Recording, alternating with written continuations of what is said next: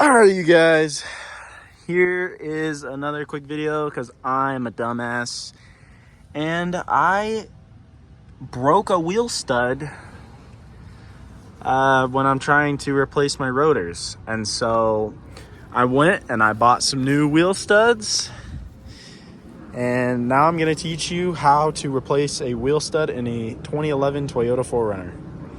All right, first thing you're going to want to do is, before you jack up the car, you're going to want to loosen all your other wheel studs so they're all loose. That way, if you jack up the car and don't loosen, the wheel's just going to spin. And so you want to make sure they're loose first so you can get them all out. So next, how you remove your caliper is you take off this bolt for the brake line. It's the bracket that holds the brake line. And there are going to be, hold on, let me find it in the camera. It's kind of hard with all the mud. There's going to be two 17 millimeter.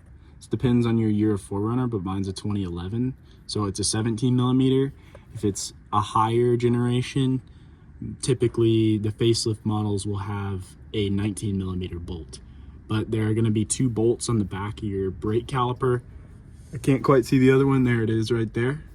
So these two bolts, you're going to want to use a breaker bar if you can, an impact drill to drill these out because they're pretty tight. But then once you do that, this brake caliper should just come off. Remember to be cautious around your brake lines because your brake lines are thin metal and they can bend very easily. So you just want to make sure that you're not bending them with your breaker bar when you loosen them. So once you have your caliper off, I like to set it on something. So I have another jack stand. I just set the caliper on just to get that extra weight off of the brake line so you don't damage it any. But I just like lean it up against there. That's fine. Next, remember that screw you took out, or the bolt you took out from your brake line. You can use that to screw into here to push your rotor off of the point. So you just screw it in there just a little bit and it'll literally just pop right out. If it doesn't pop right out, alternate using each side with this one bolt. Next, you want to find a bolt that you don't really like and use a hammer to whack the bolt and push it out. I already did it, but this is going to be stuck in there like that. You're going to whack the bolt with the hammer like that, and it'll push it out. If your stud is longer, you can just hit it straight up with the hammer. But yeah, so you want to get that part of the stud out, just like that. Now, you're going to see that there's little like ridges in there, and there are little ridges on this. So what you want to do is just twist, just try and get it as lined up with those ridges as possible. And then we will use our lug nut tool to tighten it on. But guess what? Our lug nut tool does not fit. There's going to be a gap there, so we're going to have to find a way to rig it. I'm thinking maybe some kind of socket or some washers. I'll let you know what I come up with.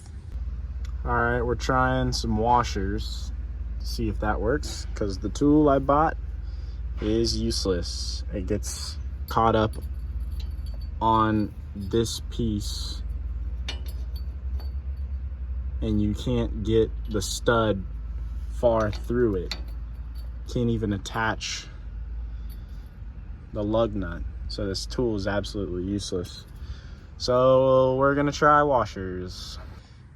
Yeah, you're definitely gonna want an impact gun for this. I'm not gonna lie, because that took a lot. But it's now finally flush. So just get some washers you don't like.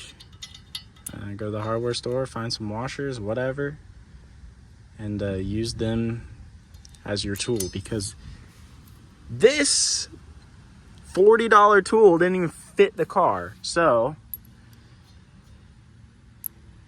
yeah, just use your lug nut and washers, which if you already have an impact gun is pretty cost effective.